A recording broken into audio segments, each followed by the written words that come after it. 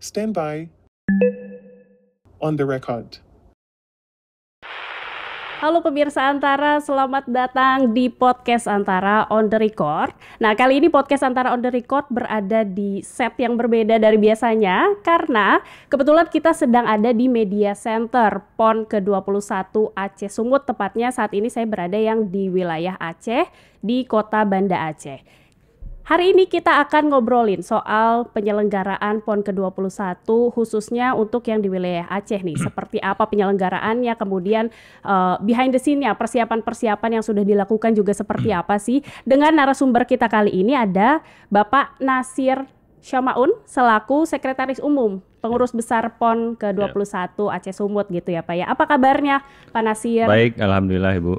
Ini terima kasih sekali sudah menyempatkan untuk ngobrol bareng di podcast Antara, tentunya di tengah-tengah kesibukan ya Pak mengurus penyelenggaraan PON yang masih berlangsung saat ini. Gimana nih Pak kesibukannya belakangan ini?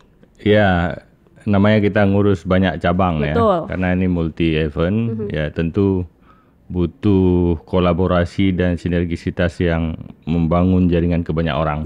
Ya, karena kerjanya adalah kerja grup besar ya, grup besar kolektif gitu ya, saya kira memang butuh energi yang cukup ya untuk memastikan semua penyelenggaraan setiap event dari tahap persiapan sampai dengan saat ini pelaksanaan ini berjalan sesuai yang telah kita rencanakan. Dan bicara soal kolaborasi yang Bapak sebut, ini adalah PON perdana yang diselenggarakan di dua provinsi berbeda secara bersamaan. Ada dua tuan rumah nih Pak, Aceh dan Sumatera Utara, walaupun memang wilayah yang berdekatan gitu ya Pak. Apa maknanya sih bagi Aceh menjadi tuan rumah dan perdana pula ini diselenggarakan di dua provinsi yang berbeda? Iya, ini sebenarnya pertanyaan yang tepat. Jarang ditanyakan orang ya, jarang ditanyakan oleh presenter yang lalu. Kenapa? Karena mereka mungkin tidak tahu bagaimana proses awal ketika Aceh dengan Sumatera Utara itu bersepakat, ya bersepakat untuk bersama-sama memenangkan. Dulu kan memenangkan bidding ya sebagai tuan rumah PON 21 tahun 2024. Nah, ketika kita bersepakat itu kan pasti banyak terjadi dinamika dalam hubungan itu kan. Ada agree dan disagree juga pasti karena Pak. Memilih opening ceremony di mana, closing ceremony di mana, kemudian ada beberapa cabang olahraga populer itu harus di mana, kemudian harus di mana. Ini disepakati nggak mudah. Semuanya melalui proses dinamisasi yang cukup tinggi ya. Dan itu kita lalui satu persatu sampai dengan kita kemudian 2018 itu kita memenangkan PON. Ya, dengan perolehan suara yang cukup mutlak. Waktu itu 24 kita dipilih oleh 24 provinsi, kemudian Bali dan NTB oleh 8, Kalimantan Selatan itu 2 provinsi. Saya tahu persis itu karena waktu itu saya masih menjabat sebagai Sekretaris Umum KONI Aceh. Ya, yang ditunjuk oleh Pak Ketua Umum Pemenangan waktu itu Pak Nova Iriansyah Wagub ya waktu itu sebagai Wakil Sekretaris Umum Pemenangan ya, dan Ketua Sekretaris Umumnya itu Kadispora waktu itu ya Kadispora waktu itu.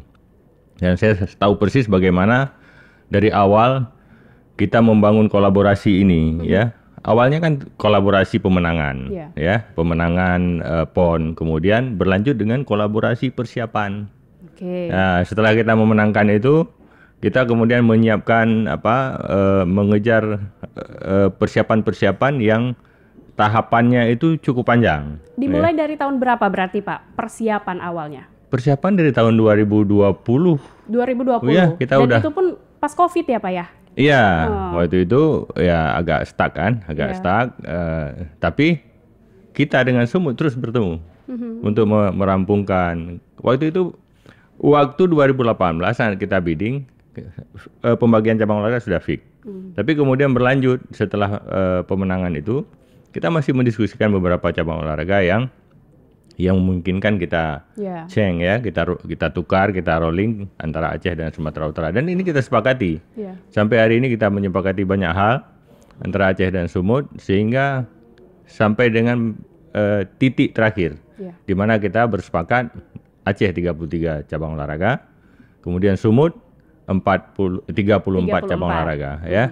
Kita 43 disiplin, Sumut ada 48 disiplin cabang olahraga. Artinya kita bersepakat di titik itu, dan setelah kita bersepakat itu masuklah tahapan di mana kemudian kita mempersiapkan ya infrastruktur. Betul. Ya, infrastruktur.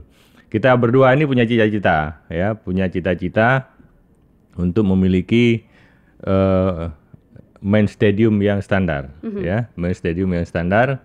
Aceh waktu itu juga berkeinginan, sehingga kita mencari tempat ya di beberapa tempat, tapi kemudian kita berpikir berbeda. Kita merujuk tempat-tempat PON yang lama, banyak terbengkalai di tempat yang jauh ya, jauh dari keramaian. Jadi kita menggunakan konsep, akhirnya bersepakat dengan di Aceh sendiri, bersepakat bahwa konsepnya adalah di GOR yang kita bangun harus di tempat di kota. Ya, di tengah kota, kemudian di tempat orang ramai, sehingga stadion, venue, hall, ya, kemudian GOR itu bisa termanfaatkan secara maksimal oleh masyarakat kita nantinya, ya, baik itu berolahraga rekreasi maupun olahraga prestasi, ya, atau untuk olahraga usia dini yang kemudian menjadi cikal bakal olahraga prestasi. Nah, ini proses ini memilih saja ini cukup lama. Iya, pasti ya. Antara meyakinkan diri kita untuk membangun sebuah stadion baru dengan menetapkan renovasi stadion yang sudah ada ya. Ini cukup lama, ini cukup makan waktu sampai dengan kita memutuskan di 2023. Ya.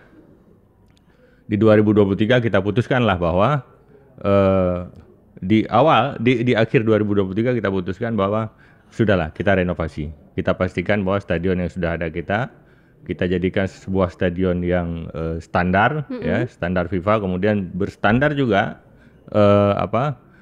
pengelolaannya nantinya, ya, karena di tengah kota pasti banyak akan menggunakan, ya, dan itu bisa bermanfaat bagi kita. Akhirnya kita setujui, kemudian kita usulkan lah, ya, ketika akhir tahun itu pemerintah membantu kita renovasi 18.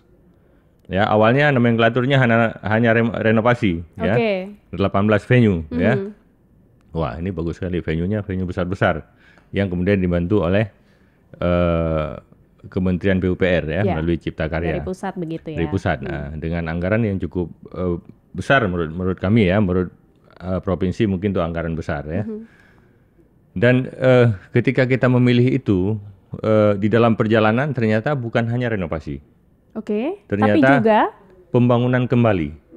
Nah, ini nomenklatur ini agak sedikit berbeda, ya. Awalnya renovasi semuanya, ternyata ada bangunan-bangunan lama, ya, yang tidak bisa digunakan sama sekali sedikit pun. Dihancurkan, dibangun baru. Ada beberapa itu yang seingat saya ada sekitar 3 venue itu sebenarnya bangun baru, ya, tapi nomenklaturnya pembangunan kembali di lokasi yang lama. Sama begitu. Bangunan lama dirobohkan, ya, kemudian dibangunlah bangunan baru, ya. Semisal kalau di Stadion Harapan Bangsa itu ada GOR Anggar misalnya, ya. Kemudian di Takengon ada hall pacuan kuda, ya. Itu dibongkar semua, ya. Dibongkar semua, dibangun kembali. Namanya pembangunan kembali.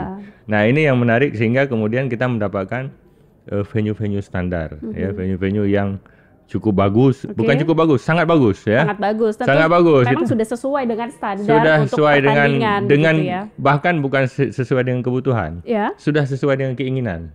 Oh gitu ya. Ya. Sudah beyond dari kebutuhan. Ya. Sangat memuaskan dong berarti, sangat Pak. Memuaskan. Maka saya berkali-kali bertemu dengan teman-teman PUPR, terima kasih, Pak. Terima kasih bahwa sudah mensupport infrastruktur luar biasa. Dan Pak Gubernur pun kan secara langsung menyampaikan terima kasihnya kepada Pak Presiden, ya, kepada Pak Menpora, Menteri PUPR, kemudian Menko PMK itu secara langsung sampaikan. Artinya bolehlah ditambahkan satu, ya, di Aceh sukses infrastruktur di samping sukses ekonomi, sukses prestasi, sukses administrasi, ya. Artinya sukses infrastruktur ini juga bagian yang kita kejar dalam pelaksanaan PON ini. Ya. Artinya momentum PON ini juga menjadi sekalian begitu ya Pak, menjadi momentum untuk membangun infrastruktur khususnya di ekosistem keolahragaan di Aceh begitu ya Pak ya? Pasti, pasti semua PON berpikir untuk infrastruktur ya, semua PON setidaknya memperbaharui, merenovasi, membangun kembali atau membangun baru. Tadi juga sempat disinggung bahwa ya semoga kedepannya pasca PON begitu ini tidak akan terbengkalai seperti mungkin yang sudah ada beberapa contoh mungkin ya yang bisa kita lihat begitu. Ini nanti strateginya atau akan seperti apa sih Pak dari pemerintah Aceh sendiri supaya venue-venue ini masih bisa pertama tadi dimanfaatkan oleh masyarakat, kemudian kedua ini bisa terurus begitu ya Pak. Bagaimana Stadion Harapan Bangsa misalnya ya yang megah itu kemudian di situ dikelilingi oleh hampir 9 venue ya, 10 venue lainnya ya, venue, baik yang latihan dan juga bisa dimanfaatkan untuk pertandingan-pertandingan. Dan itu butuh energi yang cukup besar ya untuk melakukan perawatan ya, maintenance-nya itu cukup besar dia. Nah, kalau tidak ada pemasukan dari tempat itu sendiri, itu pemerintah akan kesulitan untuk melakukan maintenance-nya, kemudian perawatan-perawatan yang sifatnya peremajaan dari bangunan-bangunan tersebut. Dan memang rutin harus dilakukan. Harus pasti. Setiap tahun. Kalau tidak kita akan dirugikan dengan rusaknya barang-barang tersebut. Nah, dan ini sudah terpikirkan, tapi ya saya kira karena itu adalah polisi ya nantinya dari Pak Gubernur kemudian DPR untuk memutuskan ini kita jadikan apa. Tapi setidaknya kita sudah berpikir bagaimana ini bisa dirawat melalui anggaran yang berputar di dalam pemanfaatan dari gedung-gedung tersebut. Sedangkan gedung-gedung yang lain ya seperti pacuan kuda. Kalau di Takengon kita kan tepat membangunnya di sana. Karena di sana tradisinya memang ada tradisi pacuan kuda. Sesuai dengan kearifan lokal setempat pastinya Pak.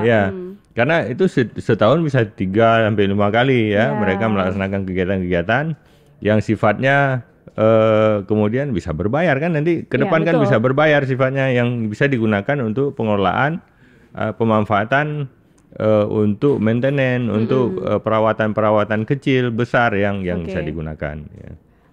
Nah juga bicara soal sukses infrastruktur tadi yang Bapak sebutkan ya.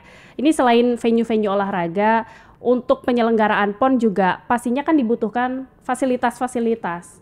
Itu berupa infrastruktur ataupun fasilitas-fasilitas lain begitu ya Pak untuk mendukung terselenggaranya PON ini dengan baik begitu. Itu kalau bisa dijelaskan apa saja sih Pak yang jadi fasilitas pendukung ini?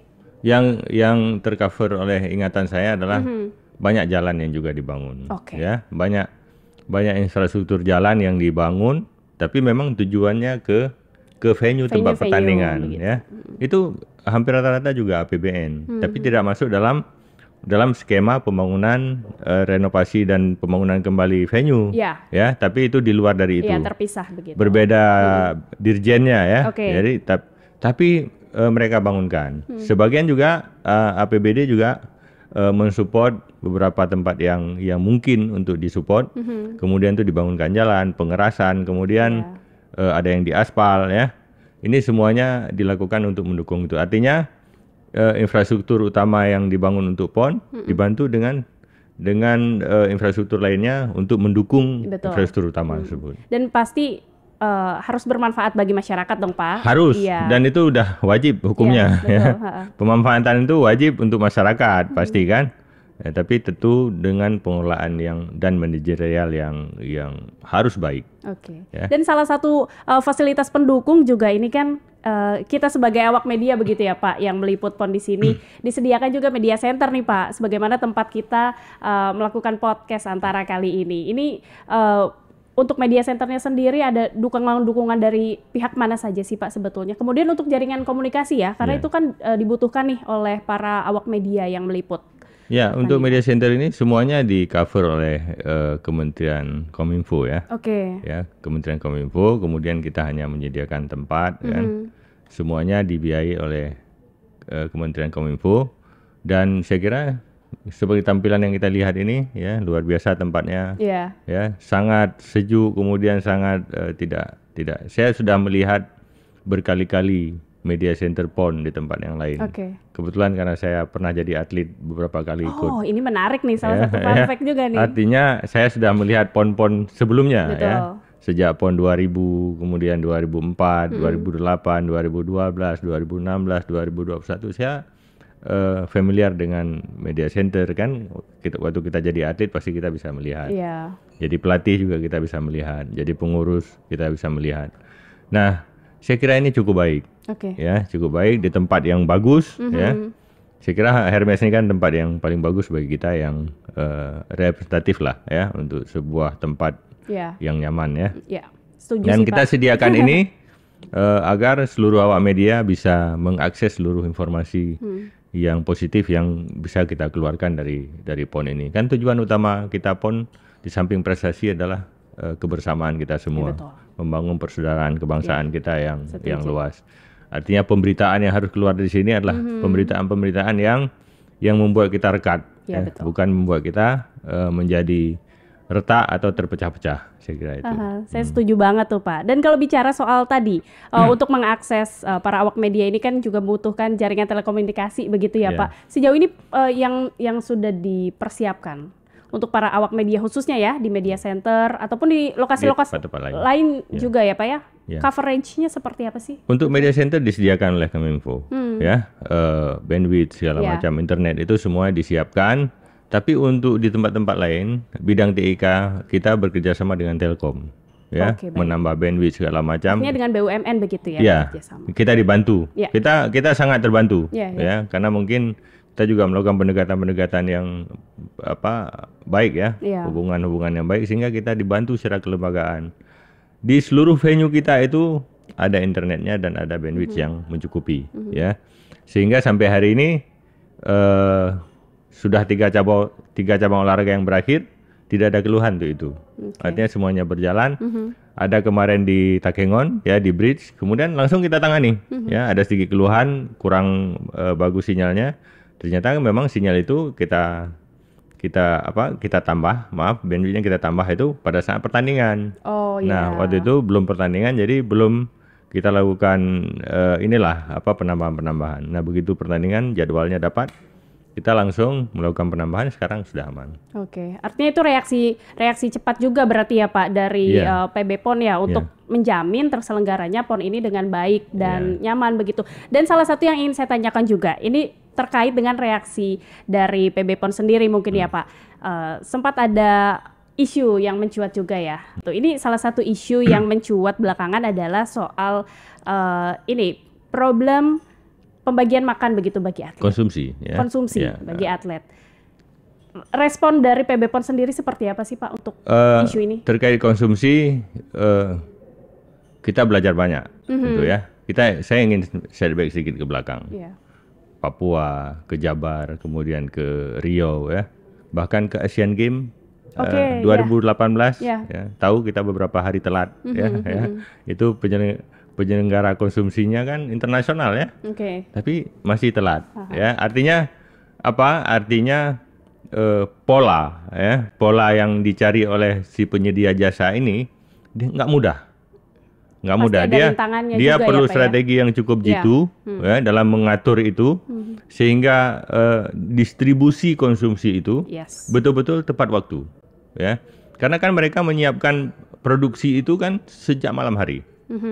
Untuk makan malam itu udah jauh malam, mungkin jam 10 malam mereka udah siapkan untuk makan pagi. Besoknya. Ya. Untuk makan siangnya mereka udah siapkan dari jam 2 misalnya malam kan. Kemudian untuk makan malam mereka siapkan dari pagi, ya. Dan itu kan problem kalau tidak cepat dilakukan distribusi, ya. Nah, ini yang pola-pola ini kemudian yang terus-menerus kita lakukan monitoring. Saya sendiri menerima keluhan itu, ya. Kemudian setelah menerima kita langsung respon, melakukan rapat. Kita panggil pihak penyedia jasa. Kita panggil bidang yang bertanggung jawab. Kemudian kita minta mereka untuk merubah A, B, C gitu. Artinya semuanya kita respon cepat. Nah, begitu besok sudah agak bagus, ya, kita diamkan dulu. Kemudian beberapa hari masih ada keluhan, panggil lagi. Ya, panggil lagi dan hari ini menurut kami walaupun masih ada 1-2 yang masih menginformasikan ada ketelatan 1 jam, 1,5 jam, ya. Karena yang masalah ini pagi, Mbak. Jadi pagi ini karena atlet harus bertanding. Iya, betul. Ini yang sangat bermasalah sebenarnya. Dan malam, ya. Pagi ini kalau sedikit saja telat dia datang konsumsi, mereka sudah berangkat ke venue, ya. Dan mereka harus mencari alternatif makanan lain. Ini yang menjadi masalah. Maka kita dorong makanan itu sesuai jadwal harus sampai. Ya, itu jam 6, setengah 7, ya. Kemudian jam 5.30 itu harus sampai, ya. Kendala juga dengan waktu di kita. Ya, apa waktu itu? Subuh di sini itu hampir jam 6. Betul. Ya. Lebih jam siang 7, ya, Pak? Jam 7 masih agak gelap. Iya. Kan ini juga bukan kendala ya, tapi penyesuaiannya itu akan butuh waktu, ya. Kita kan biasanya di Aceh ini makan pagi itu kan jam 8 kurang lah, ya. Nah, teman-teman yang di timur jam 7 udah lapar. Betul, karena ya? perbedaan waktu itu, Pak. Nah, ini yang kemarin menjadi diskusi kita ya di CDM pertama. Jadi kita ini udah membuka CDM harian, ya, Chief Dimension Meeting harian. Setiap hari kita rapat dari jam 8 sampai dengan jam 9.30 di rumah dinas Wagub. Jadi setiap pagi kita sarapan di sana dengan seluruh kontingen dan panwasrah dari KONI pusat. Itu kita mendengar keluhan-keluhan teman-teman ini apa saja kita catat, langsung kita minta untuk ditindaklanjuti. Ya, sesuatu yang sifatnya prinsip itu akan segera kita lakukan rapat kembali dengan gubernur, ya, dengan sekda, kemudian memastikan bahwa ini bisa kita lakukan, sehingga tidak bertentangan dengan ketentuan yang ada. Itu, jadi banyak hal tentang konsumsi ini kita sudah perbaiki, ya, dari menu, dari kalorinya, kan kita kan ada batasan kalori, ya, 4.000 sampai dengan 4.500. Artinya menyesuaikan dengan gizi yang dibutuhkan oleh para atlet, begitu ya, Pak, ya? Terus satu hal yang paling sulit adalah menyesuaikan selera. Oh, itu dia. Ya. Jadi teman-teman dari seluruh Indonesia begitu, Pak, seleranya beda-beda. Teman-teman dari Sumatera mungkin sukanya agak pedas, kan. Kalau begitu kena Jogja sukanya manis, kan. Ya, ini sulit, tapi kita mencoba terus menyesuaikan. Walaupun hari ini terus membaik, tapi terus kita pantau, ya. Warga lokal ini dilibatkannya seperti apa sih, Pak? Permintaan kita kepada mereka seperti itu, ya, pihak yang memenangkan berbagai tender tersebut kita minta untuk memanfaatkan catering lokal sebagai partner, ya, sebagai partner untuk memenuhi kebutuhan konsumsi tersebut. Saya kira mereka akan kesulitan, ya, kalau semuanya sendiri misalnya, itu mereka akan kesulitan karena cukup luas, kan, 10 kabupaten kota, nggak mudah. Jaraknya yang paling jauh itu 15 jam, ya. Kalau dia buka dapur di 10 kabupaten kota, bangkrut dia, kan? Artinya dia harus bekerja sama dengan catering lokal yang bagus lah, tentu catering yang cocok, yang sesuai, kan, yang punya kualifikasi yang bagus untuk menyediakan konsumsi ini. Artinya kalau untuk usaha catering atau usaha makanan masyarakat lokal ini insya Allah terjamin ya, Pak, untuk bisa mendapatkan bagian partisipasi juga, ya, untuk penyelenggaraan PON. Nah, ini untuk harapannya begitu. Ya. Kemudian untuk usaha-usaha yang lain begitu atau bidang-bidang yang lain.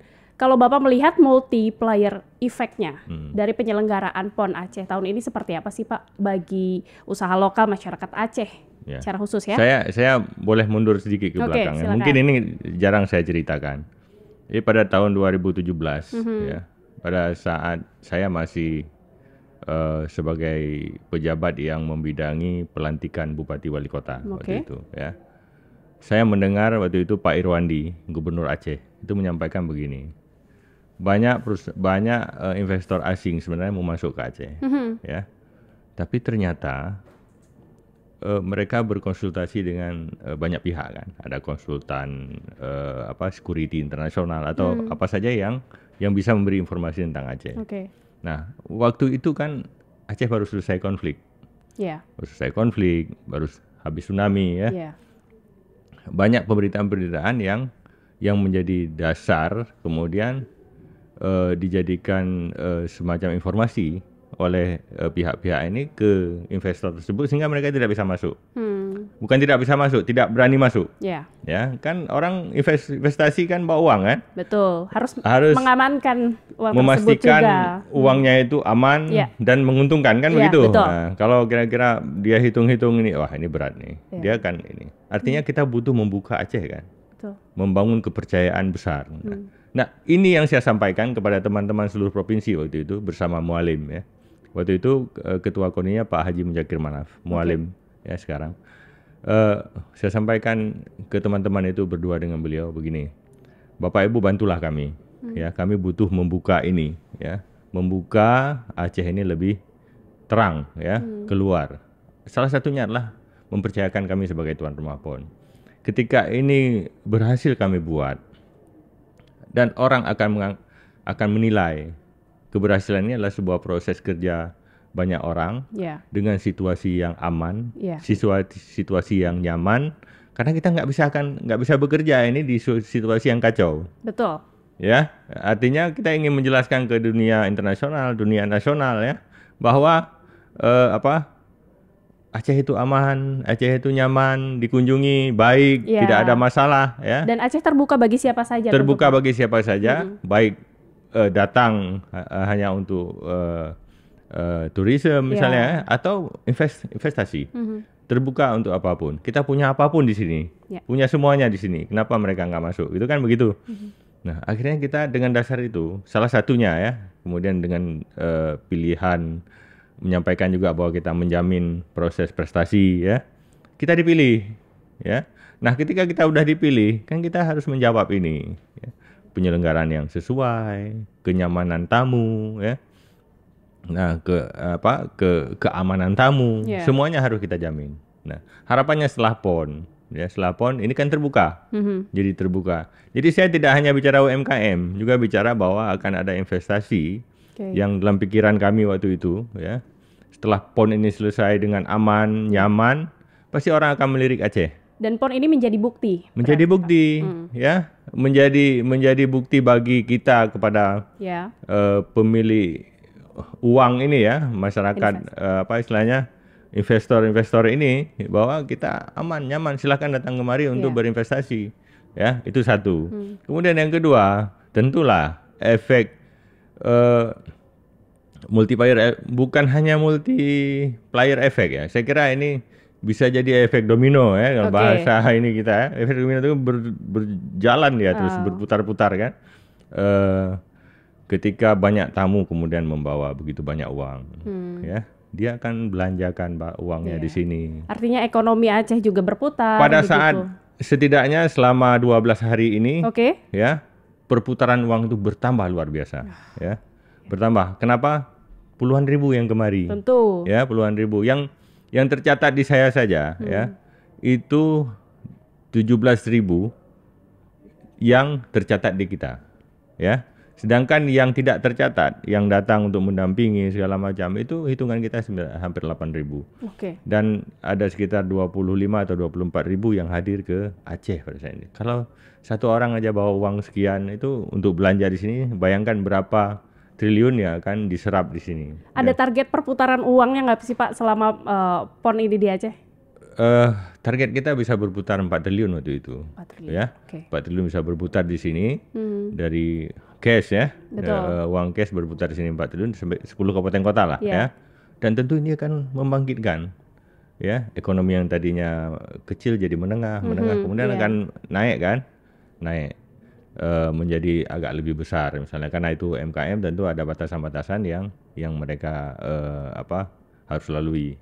Terima kasih banyak ini Pak Nasir untuk sharing-sharingnya di podcast Antara, dan tentu saja harapannya adalah semoga penyelenggaraan PON ini sampai dengan akhir berjalan dengan lancar dan sukses tadi ya, dengan sukses-sukses target-target kesuksesan yang sudah ditetapkan oleh PB PON sendiri. Dan itu dia ngobrol podcast kita dengan Bapak Nasir Syamaun selaku Sekum dari PB PON ke-21 Aceh Sumut. Dan kita akan jumpa lagi dalam podcast Antara berikutnya. Sampai jumpa.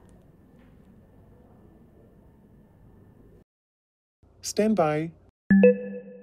On the record.